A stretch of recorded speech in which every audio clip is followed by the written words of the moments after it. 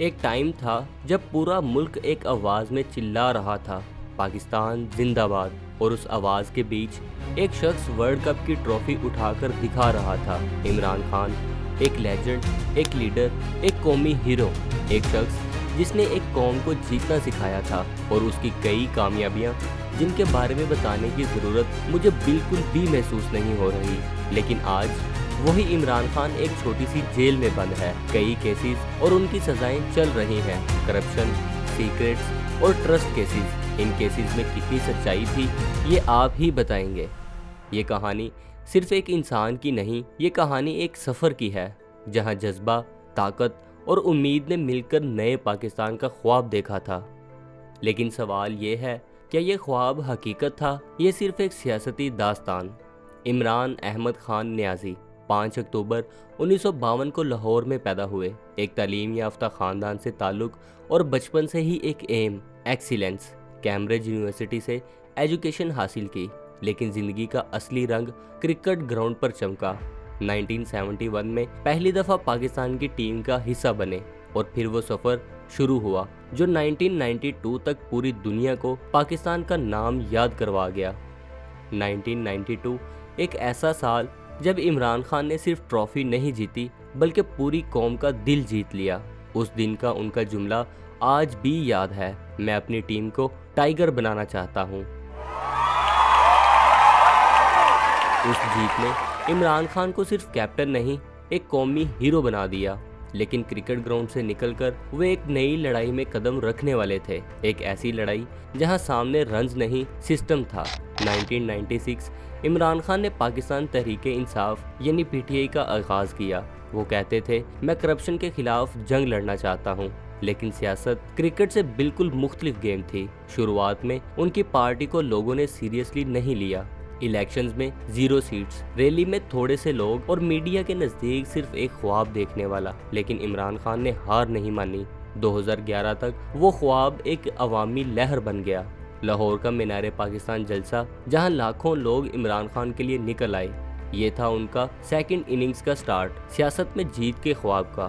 2018 में पाकिस्तान के 22वें prime minister बने। अवाम कहती थी नया पाकिस्तान आने वाला है, लेकिन सियासत का मैदान हर वक्त क्लीन पिच नहीं होता। पावर के साथ जब अवाम का भरोसा जुड़ा होता है तो हर फैसला, हर गलती और हर इल्ज़ाम एक हिस्ट्री लिखता है। इमरान खान के सियासती सफ़र में सबसे बड़ा मोड़ तब आया जब उनका नाम एक नहीं बल्कि कई केसेस में आने लगा। यहाँ मैं कुछ ऐसे केसेस बताने लगा हूँ जिन्होंने उनकी सियासत, उनका इमेज और उनकी ज़िंदगी दोनों को हिला दिया। शुरू करते हैं अल-कादिर ट्रस्ट केस से। ये केस मई 2023 में सामने आया। इल्ज़ाम ये था कि इमरान खान की एक प्रॉपर्टी टाइकून ने ब्रिटेन की नेशनल क्राइम एजेंसी से 190 मिलियन पाउंड यानी 60 अरब रुपए से ज़्यादा की पाकिस्तान ट्रांसफ़र करने की डील की है। ये पैसा एक हाउसिंग प्रोजेक्ट के ज़रिए अल-कादिर ट्रस्ट के नाम पर दिया गया, जिसमें अलेजिडली इमरान खान और उनकी वाइफ बुशरा बीबी ट्रस्टीज थे। कोर्ट डॉक्यूमेंट्स के मुताबिक ये ट्रस्ट एक यूनिवर्सिटी प्रोजेक्ट के लिए था, लेकिन इन्वेस्टिगेशन एजेंसीज का कहना था कि ये पैसा पाकिस्तान के ख़जाने में आना चाहिए था, ट्रस्ट के अकाउंट में नहीं। इमरान खान ने जवाब में बताया, मैंने कुछ भी गलत नहीं किया, ये केस सियासती बदले की एक कोशिश है। लेकिन 2024 में कोर्ट ने इस केस में 10 साल की सज़ा सुनाई। उस वक्त इमरान खान के सपोर्टर्स कहते हैं उन्हें करप्शन के लिए नहीं, खुद मुख्तारी के लिए सज़ा दी गई। इसके बाद अगले केस को भी अल-कादिर ट्रस्ट के साथ लिंक किया गया, लेकिन ये अलग प्रोसीडिंग थी।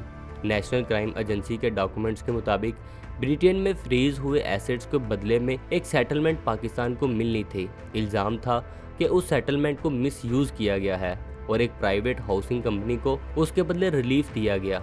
कोर्ट ने इस केस में 14 साल की सज़ा सुनाई, लेकिन इमरान खान के लॉयर्स ने कहा यह फैसला अपील के लायक है क्योंकि रिकॉर्ड इनकम्प्लीट है।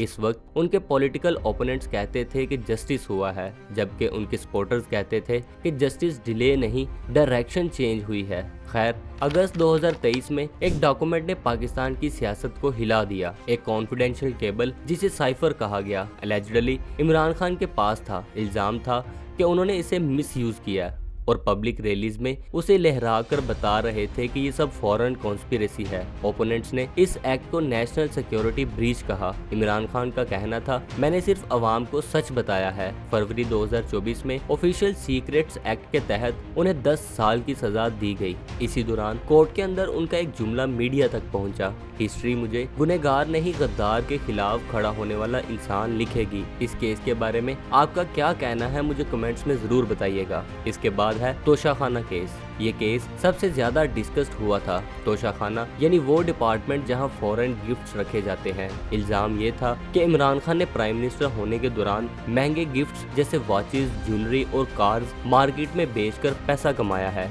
उनका कहना था, मैंने सब गिफ्ट्स लीगल तरीके से लिए और ड्यू टैक्स भी अदा किया।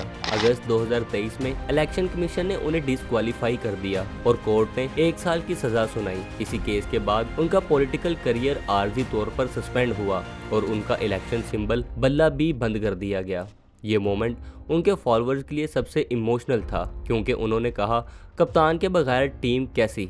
इसके बाद बात करते हैं कंटेम्प्ट ऑफ कोर्ट केस की। एक और केस जो हेडलाइंस बना वो था कंटेम्प्ट ऑफ कोर्ट का। एक रैली के दौरान इमरान खान ने एक फीमेल जज पर क्रिटिसिज्म किया, जिसके बाद उन पर अदालत की तौहीन का केस चला, लेकिन उन्होंने अपनी स्टेटमेंट विदड्रॉ कर ली और अपॉलॉजी सबमिट भी की। कि आपको नहीं लगता कि इमरान खान को पहले ही ऐसा नहीं करना चाहिए था? कोर्ट ने उन्हें माफ कर दिया, लेकिन ये केस उनके पॉलिटिकल टोन पर सवाल उठाता रहा कि क्या उनकी आवाज जज्बात से चलती है या स्ट्रेटजी से।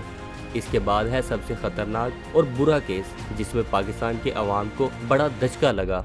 9 मई 2023 जब इमरान खान को इस्लामाबाद से अरेस्ट किया गया तो पूरा मुल्क प्रोटेस्ट से भर गया। इस दिन कई government buildings including military properties पर अटैक्स हुए। अथॉरिटीज ने कहा पीटीआई सपोर्टर्स ने वायलेंस की। दूसरी तरफ इमरान खान का कहना था, मैं जेल में था, मैं प्रोटेस्ट कंट्रोल नहीं कर सकता था। उन पर और उनके पार्टी के कई लीडर्स पर टेररिज्म और रियोटिंग के केसेस दर्ज हुए। ये केसेस अब भी कोर्ट्स में चल रहे हैं और कई एनालिस्ट कहते हैं कि ये पाकिस्तान की पॉलिटिकल हिस्ट्री के सबसे कॉम्प्लेक्स मोमेंट्स में से एक है।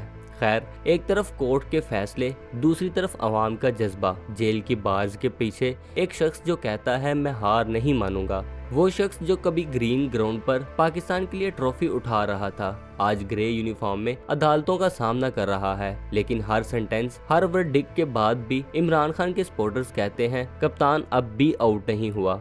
ये केसेस पाकिस्तान के सिस्टम का एक टेस्ट बन चुके हैं। क्या ये इंसाफ का दौर है या सियासत का कॉन्टिन्यूशन? आज के दिन तक इमरान खान मल्टीपल सेंटेंसेस का सामना कर रहे हैं। उनकी पार्टी का सिंबल बैट इलेक्शन कमीशन ने सस्पेंड कर दिया, लेकिन अवाम के दिलों में उनका सिंबल अब भी जिंदा है। हर प्रोटेस्ट, हर स्लोगन एक ही मैसेज देता है, जस्टिस फॉर खान।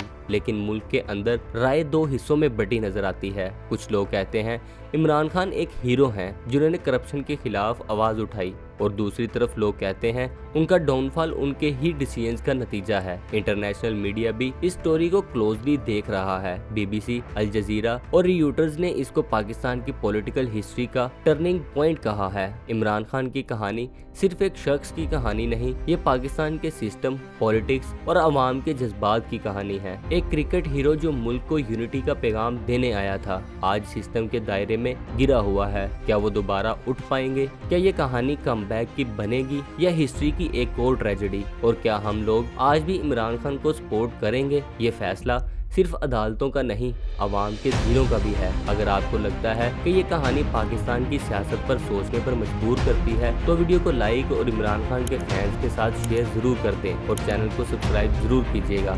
और जैसे मैंने पहले ही बताया था, मुझे कमेंट्स में लाजमी बताइएगा कि आपके नज़दीक इमरान खान के खिलाफ ये केसेस हकीकत हैं या सिर्फ सियासती खेल। और ये थी एक दास्तान, the rise, fall and fight of Imran Khan की। आज तक के लिए इतना ही। जल्द मिलते हैं एक नई और ज़बरदस्त वीडियो के साथ। तब तक के लिए अल्लाह हाफिज़।